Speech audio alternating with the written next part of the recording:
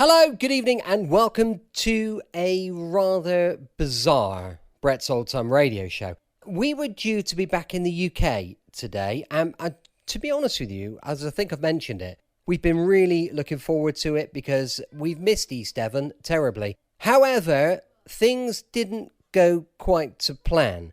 Because at 11 o'clock last night, we were due to fly back to the UK first thing this morning. At about 10 o'clock, we'd have arrived at lunchtime and we've got the taxi booked and we were all ready to go. And we were, as I say, really looking forward to getting home. However, at 11 o'clock last night, we had a message that came through on the app and it said, flight cancelled.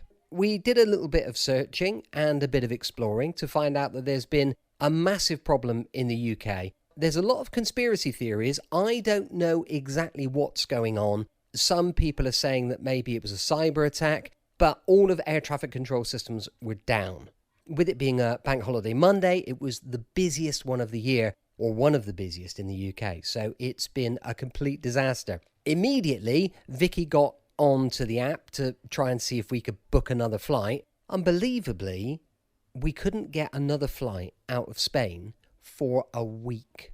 Even though we've got plans, everybody's back to work, the boys are supposed to be back to school. No, everything's changed because unfortunately, we're marooned at our little holiday home in sunny Spain. Don't get me wrong, there's worse places that we could be marooned because we're in a good position, but a lot of people are probably finding it really tough. However, instead of being back in my lovely studio overlooking gorgeous Lyme Bay, where I was so excited to get back to, we're still here. We're in Spain. But we're going to make the best of it. Obviously, we'll make sure that we do plenty of little video clips just to keep you guys in the loop and let you know exactly what's going on. More importantly, welcome to another episode of Brett's Old Time Radio Show. And welcome to Spain, where we're stuck for another week.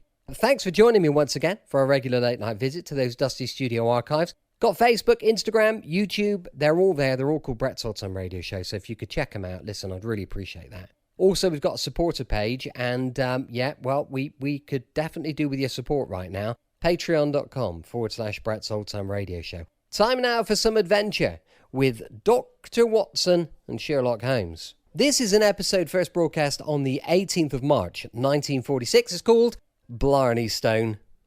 Petri Wine brings you Basil Rathbone and Nigel Bruce in the new adventures of Sherlock Holmes.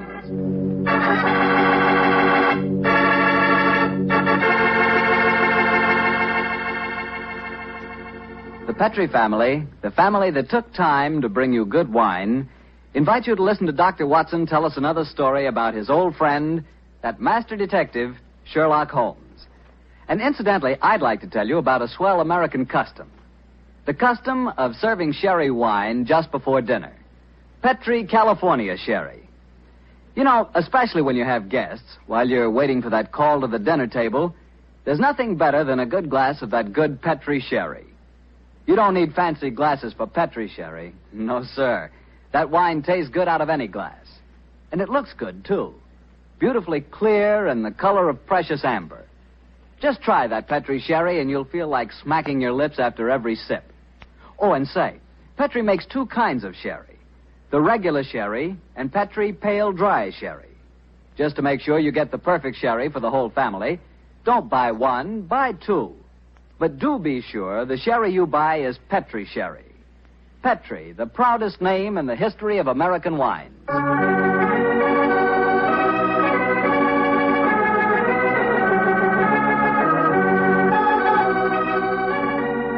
And now I'm sure our good friend Dr. Watson's ready for us. Let's go in and join him. Come in. Oh, there you are, Mr. Bartell. Good evening, Doctor. Say, where are the puppies this evening? Mr. Bartell, don't you think it's about time you began to refer to them as the dogs? They're almost a year old, you know. I stand corrected. Where are the dogs this evening? Well, they had another furious battle with a dead seal on the beach today. My housekeeper, Mrs. West, is giving them a much-needed bath. They certainly have an aversion to seals, don't they? Well, Doctor, are you all ready with tonight's new Sherlock Holmes adventure? Yes, my boy, and as yesterday was St. Patrick's Day, I decided to tell you a story that took place in Ireland a few years before the turn of the century. I imagine that you've heard of kissing the Blarney stone, haven't you? Oh, yes, Doctor, though I've never understood exactly what it meant. Well, let me explain it to you, because the ceremony plays a very important part in the story tonight. Blarney Castle is an imposing 15th century ruin a few miles outside the town of Cork. The castle is many stories high, and in the foremost tower, the famous Blarney stone is situated. What's supposed to be the point in kissing it, Doctor? The stone is considered a powerful talisman, and the legend runs that whoever kisses it is endowed with eloquence for life. Say, Doctor, if I ever get over to Ireland, I'll certainly kiss that stone. But you're such a storyteller yourself, Doctor. I bet you've kissed it, huh? No, Mr. Bartell. I'm afraid I never had quite enough courage. Courage? Well, why does it need courage, Doctor? Well, because the Blarney stone is set in a most inaccessible position on the outside wall. To kiss it, it is customary to lower the candidate for eloquence over the rampart, head foremost, with a friend hanging on to his heels. From the top of a castle? It does sound dangerous, Doctor. It was, my boy, so much so that in recent years a great row of iron spikes was put round the parapet to prevent an accident. Though, of course, at the time tonight's story took place, there was no such guard. And I have a feeling that an accident did take place, Doctor? No, Mr. Bartell, let me tell you the story from the beginning. Sherlock Holmes and I were staying in the city of Cork, where the great man had just solved the singular affair which the local press had referred to as the Leprechaun Murders. A few days before our departure for England, we paid a visit to Blarney Castle. I must confess that I had a certain desire to test the miraculous powers attributed to the Blarney stone. I very soon changed my mind, however, as Holmes and I stood there, high on the turrets of Blarney Castle, and watched a terrified initiate being hauled up by his ankles and yelling at the top of his voice. Pull me up! Pull me up quickly! I think I'm going to faint! Great Scott, I had no idea that kissing the Blarney stone was such a hazardous proceeding, Holmes. Yes. It would seem that eloquence could be more easily obtained than by hanging suspended by one's ankles from a battlement with 100-foot drop below and kissing a piece of stone. Oh, I'll never do that again. Oh, I'll never. I must say, I don't blame the fellow. And yet, my dear chap, on our way over here, you expressed a sneaking desire to kiss the stone yourself. I'll be very happy to hold your ankles if you want to try the experiment. No, thank you. After witnessing the ceremony, I've changed my mind. Then I suggest we make our way back downstairs.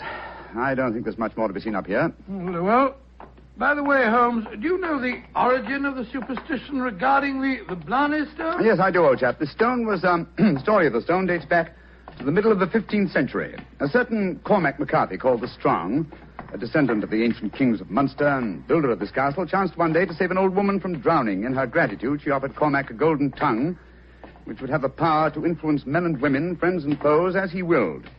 She told him to mount the battlement, kiss a certain stone in the wall 5 feet below the gallery running round the top. He followed her directions and obtained all the fluent persuasiveness she had promised. And I suppose the story spread, and the Blarney stone has been a magnet to pilgrims ever since. Yeah, a pleasant legend. Holmes. Yes, old chap? Tomorrow's St. Patrick's Day. I bet there'll be quite a bit of excitement in the village tonight. Don't you think it'd be rather fun to pay a visit to one of the local inns? Splendid idea, old chap. Our rather arduous work here in Ireland is concluded, and I think we're more than entitled to a little gaiety. In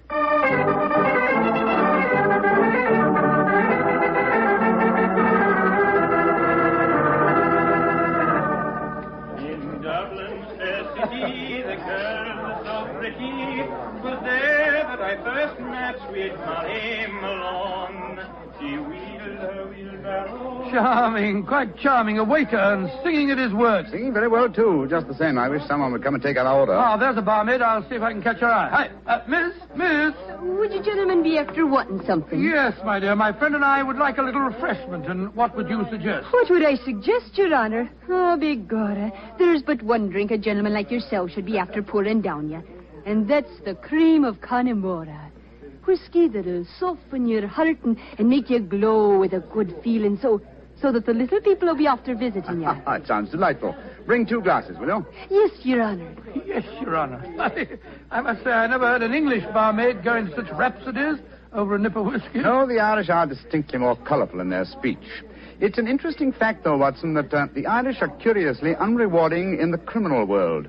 England, Scotland, America, Australia have all produced classics of crime, but the Irish murders, almost without exception, have been purely physical, affairs of hot blood. You say that rather regretfully, Holmes. No, my dear chap, no. I say, Watson, Look at this rather florid-looking gentleman coming towards our table. It looks to me as if he's a little under the weather. You fellas have got to have a drink with me. Oh, thank you, sir, thank you, but we've just ordered one. Well, you've got to have it with me. I went to the races at Cork today and made a killing. I'm going to buy all the drinks here tonight. I'm afraid that... Nothing to be afraid of. I'll sit down with you for a moment. There. My name's Hankin, Geoffrey Hankin. What's yours? Mine is Holmes, and this is my friend, Dr. Watson. How do you do, sir? How do you do? Your Honors, that'll be 1 and 6. Here, I'm paying for these. Here. Half a crown, and you can keep the change. Oh, blessings on you, Your Honor. Oh, well, if you insist on paying for our drinks, Mr. Hankin, here's your very good health. Yes, indeed. You're both English, aren't you? Yes, sir? So am I, and it's certainly a relief to hear an English voice again. Oh, you don't like the Irish lilt, sir? Can't bear it. Personally, I find it rather charming. Yes, indeed, so do I. Well, you wouldn't if you had to live with it all the time. Sometimes I think that if I hear one more Irish tenor singing Molly Malone or one more reference to the little people, I shall go raving mad. You live in Ireland, sir? Yeah, I have to. I own a half interest in the Tweed mill here, you see. In any case, my wife's Irish, and she thinks there's no other country in the world, so I suppose I'm stuck here. See that couple sitting at the table over there? You mean the fellow with the very beautiful girl? Yes. The man's Michael Corcoran, my partner. Oh, the girl's absolutely ravishing. You'd like to meet her? I'd like to, by George, yes. What do you say, Holmes? Oh, very well, Watson. The combination of my natural curiosity and your taste for a pretty face would seem to suit the occasion admirably. I might as well warn you, Doctor, that the pretty face belongs to my wife. Your wife? Oh, good gracious me. I'm sorry. I didn't mean to... Oh, well, you better bring your glasses with you.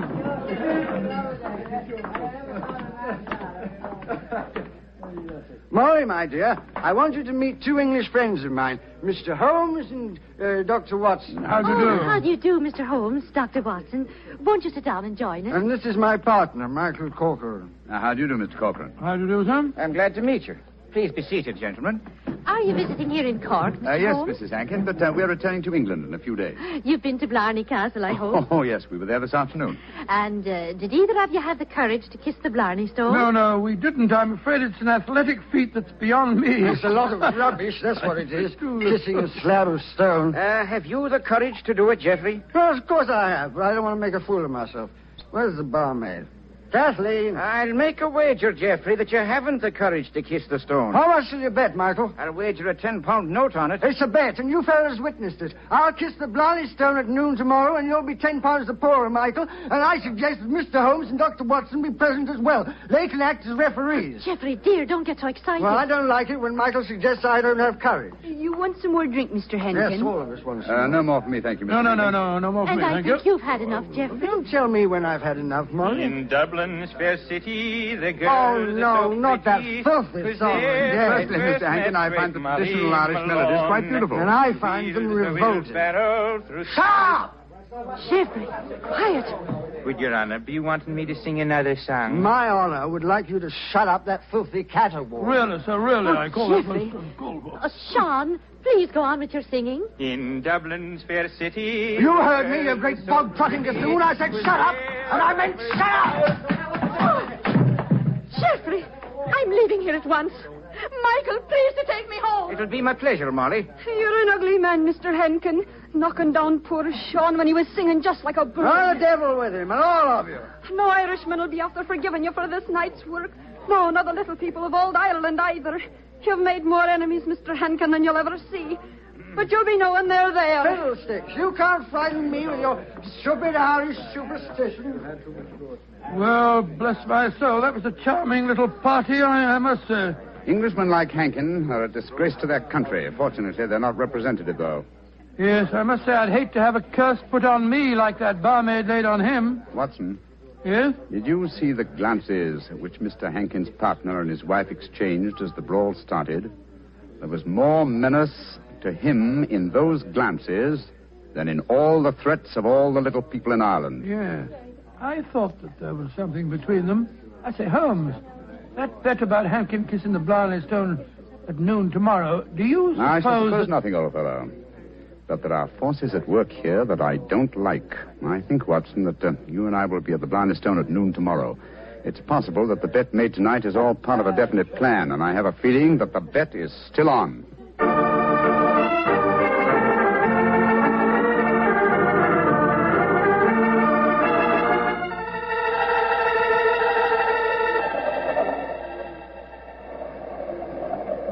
quite windy up here today, old fellow, at the top of the tower, isn't it? Yes, it's just past noon.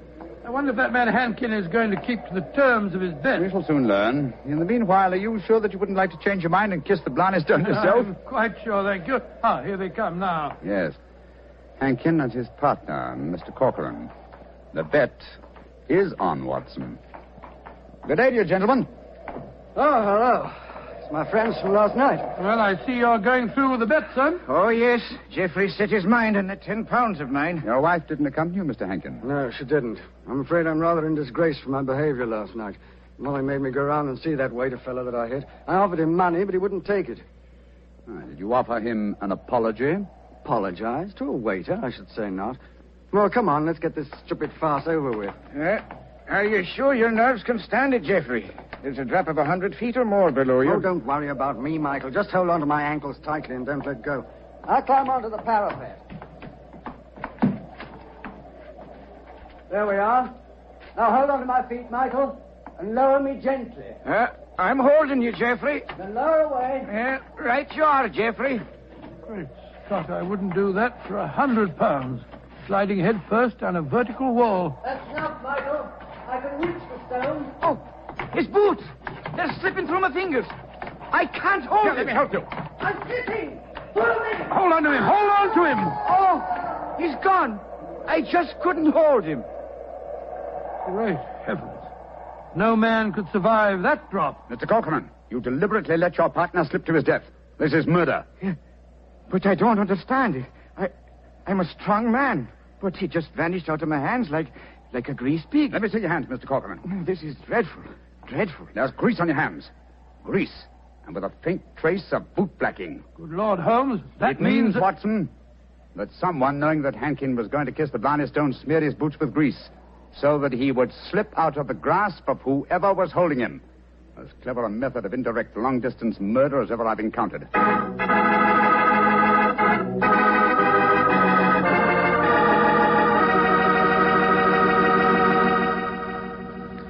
You'll hear the remainder of Dr. Watson's story in just a second, so I'm going to remind you that Petri California Sherry is not only wonderful before dinner, but it's good almost any time. If you had to choose just one wine for almost any occasion, that wine would be Petri Sherry. Petri Sherry is a perfect wine to serve in the afternoon or in the evening. It's good before dinner, yes, but it's swell after dinner, too. In fact, with a bottle of Petri Sherry on your shelf, you've got practically a small-sized wine cellar. So get a bottle of Petri Sherry soon. And remember, you can't miss with any wine that has the letters Petri on the label, because all Petri wine is good wine. Well, Dr. Watson, this is quite a story you're telling us tonight. What happened next? I suppose you went down into the castle grounds and looked for the dead man's body? Well, we tried to, Mr. Bartell, but the authorities were curiously uncooperative. They refused to let us search, insisting that the police be called first. And so, Mr. Bartell, half an hour after the tragedy, Holmes and I found ourselves standing in a tiny police station as we told the story to the local sergeant. Sure the saints be praised, Mr. Holmes. 'Tis a terrible story you've told me. Tomorrow I'll be after arresting Sean O'Flaherty. Sean O'Flaherty? He's the waiter at the inn, the one who sings. That he is, and he sings like a breath of spring. I'll be sorry to see him hang. But you've got no proof that he was responsible for the murder? Proof, you say, sir? Well, I can't arrest a big manufacturing man like Mr. Corcoran, can I? Or a fine lady like Mrs. Hankin. But you can't arrest a man without any evidence of guilt. Oh, I can't I? Then supposing I tell you that Sean O'Flaherty cleans the boots at the hotel where Mr. Hankin was staying. He does, eh? Then he had the perfect opportunity for the greasing of Hankin's boots this morning.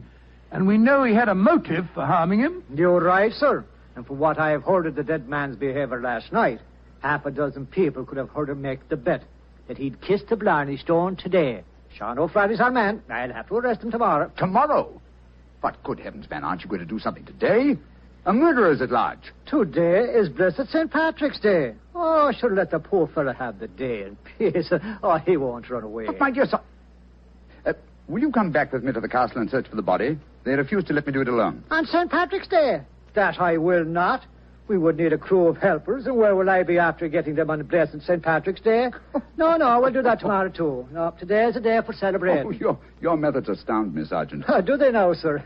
Don't be after fretting about me. Just enjoy yourself today. Tomorrow we'll see what can be done about it. Well, good day to you, gentlemen. Oh, bless my soul. I've never seen such a happy-go-lucky policeman in my life. It's infuriating. If only I were allowed to examine Hankins' body, I could get to the bottom of this. Well, what are you going to do now, Holmes? The police won't help us.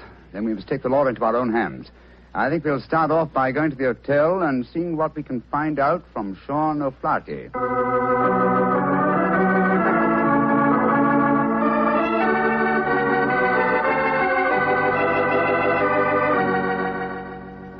I was going to Blarney a day, I well remember, for to view the lads and lasses on the 5th day of November with a murring do a day and a murring a do a daddy. Oh, your honors would be after speaking to me, Sean O'Flaherty, perhaps? Yes, Sean. Did you know that Mr. Hankin, the man who struck you last night, was dead? Dead? Well, if ever a man deserved to be beneath the sod, 'twas Geoffrey Hankin himself. A mean, ugly man. The saints be praised that he's gone. How did he die, sir? He was murdered. Murdered? Well, bedad, I'm not surprised to hear it. Who murdered him, sir? At the moment, the police seem to think that you are the culprit. Myself? Well, how would I be after murdering the man, sir, when I don't even know how he died? He died when he fell from the top of Blarney Castle as he was trying to kiss the stone. He fell because Mr. Corcoran, his partner, couldn't hold on to his feet. His boots had been greased. And we know that you have been cleaning his boots, Sean. That I have, sir. I cleaned them this very morning. But I put no grease on them, if that's what you'd be after suggesting. I'm suggesting nothing. I'm trying to establish a few facts. Do you know Kathleen, the barmaid? Oh, and why shouldn't I know her, sir? She's to be me wife before the winter sets in. She pronounced a curse on the dead man last night, just after he had knocked you down. It's possible that she may... Here she comes, huh? Sean, my darling, what are the fine gentlemen doing here? Oh, Kathleen. They've come to ask me questions about the death of Mr. Hankin. He fell off Blarney Castle today and got himself murdered, they say. The saints be praised. But what has that to do with you, my darling? Well, the gentlemen tell me that the village police think that I might have greased his boots so that he slipped to his death. The village police is as stupid as my father's big sow. If Mr. Hankin fell to his death today because his boots were greased, I can tell you who did it. Indeed, who? The little people. I warned Mr. Hankin last night that the little people would be after him. He insulted the Irish. Oh, come, my dear. You don't seriously expect us to believe in the little people? And why not, Your Honor? We have them here. Oh, there are those that say the fairies all be dead, but I know different. I've seen them. When I was a slip of a girl, close to where I live, there was a rat. That's a fort, you know. And the rat was a fairy's fort. We never dare touch it with a spade or cut down a tree growing on it or carry away a stone. We'd put our ear to the ground at night and we could hear the fairy music rising up from under the ground. Oh, they're gentle people. Most of the time. But they'd grease the boots of a man like Mr. Hankin if they didn't like them. That they would, Your Honor. Holmes, I'm certain that we're wasting our time here. I feel so, Watson. You get the whole thing turned on the greasing of those boots. If only I could have the boots in my hands. If only I could make laboratory tests. But until that dolt of a police... But of course! I have it, Watson. You have what, Holmes? The answer, I hope. Get hold of Mrs. Hankin and Mr. Corcoran. Have them meet me in the Blarney Stone Tower in half an hour. And you, where are you going? To the police station to try and convince the sergeant that even though it's St. Patrick's Day, it's his duty to help me trap a murderer.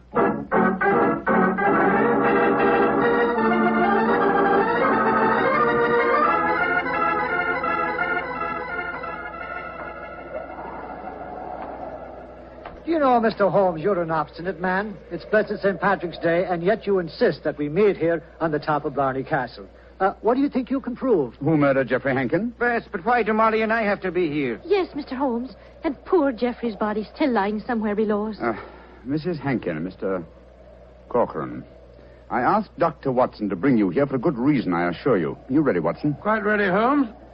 Good. Sergeant. Yes, sir. You asked me why I've assembled the three of you here.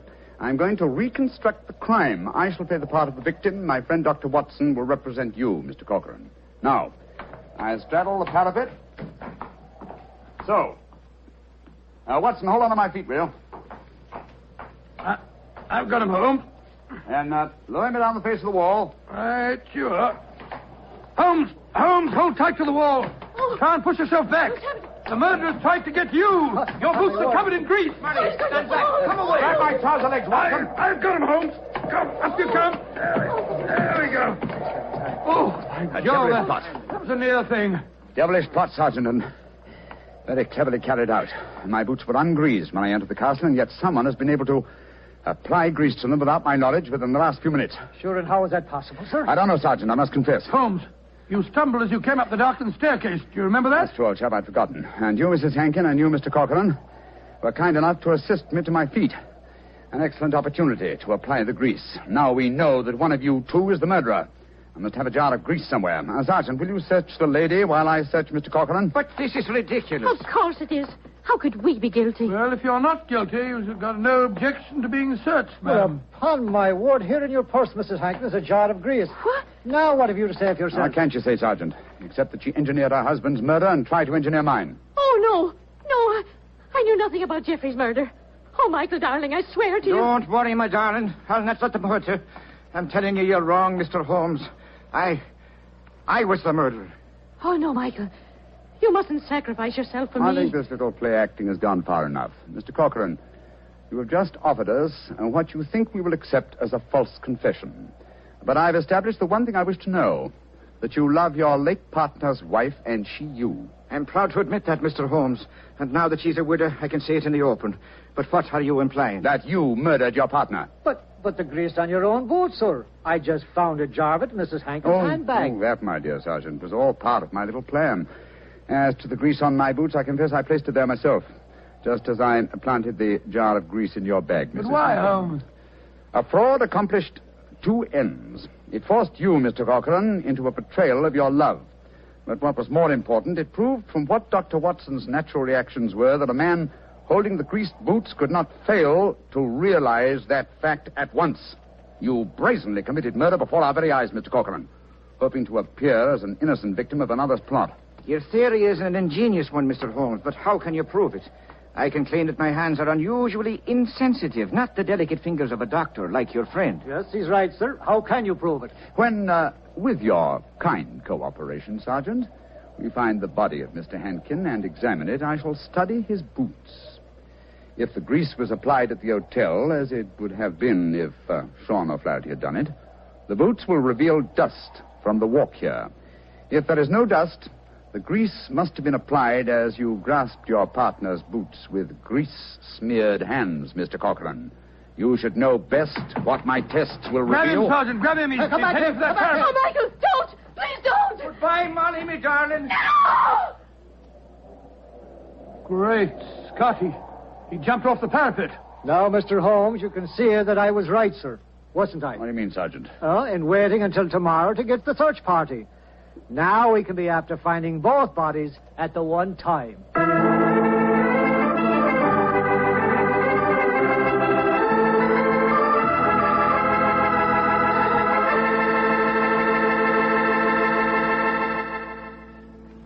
Well, Doctor, that was really an unusual story. Yes, even now I get a bit of a shudder when I think of that afternoon at the castle. I don't blame you. Doctor, you know something? Earlier this evening, I said that if I ever got to Ireland, I'd certainly want to kiss the Blarney stone, remember? Yeah? Well, I've changed my mind. I'd no more want to hang by my heels to kiss that stone than, well, just let's forget it. But, my boy, don't forget if you kiss that stone, you get the gift of eloquence. You'd be the most convincing fellow in the world. So? So, well, whenever you talked about Petri wine, you'd really do people a favor because they wouldn't be able to resist trying it. Oh, talking about Petri wine isn't important, Doctor. The best way to determine just how good Petri wine really is to taste it. One sip and there's all the proof you need. That's because the Petri family has developed the art of winemaking to a truly fine point. They've been making wine for generations. And all of the things the Petri family knows about turning luscious, sun-ripened grapes into fragrant, delicious wine have been handed on down in the family from father to son, from father to son. That's why whenever you want a swell wine, for any occasion, you can't go wrong with a Petri wine. Because Petri took time to bring you good wine. Well, Dr. Watson, what new Sherlock Holmes story are you planning to tell us next week? Well, now, let me see. Next week, Mr. Bartell, I'm going to tell you a story in which that arch-criminal Professor Moriarty played a most important part. It deals with the theft of a famous painting, of a strange night that Sherlock Holmes and I spent trapped in the interior of a giant metal vault, and of mysterious bloodstains in an empty room.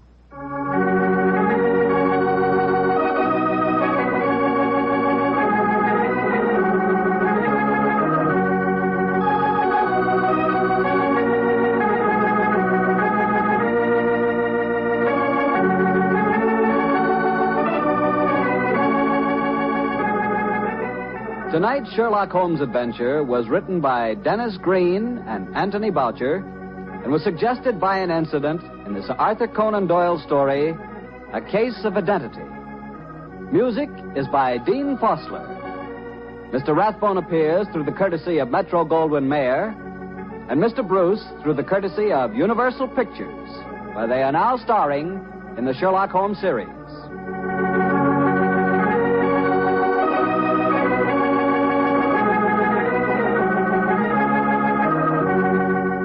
The Petri Wine Company of San Francisco, California, invites you to tune in again next week, same time, same station. Sherlock Holmes comes to you from our Hollywood studios.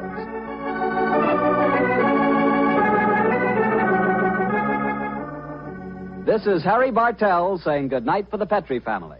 Welcome back. Hope you enjoyed our latest adventure with Sherlock Holmes and Dr. Watson. We'll be back for more adventure and intrigue from Egypt and the Café Tambourine with Rocky Jordan, going live tomorrow from 5 p.m. GMT. You can email me on brett@tourdate.co.uk, and you can support us at patreon.com/Brett's Old Time Radio Show. Thanks for listening. I'll be with you 7 days a week, each and every week, and I'll see you next time on Brett's Old Time Radio Show. Love you. Bye.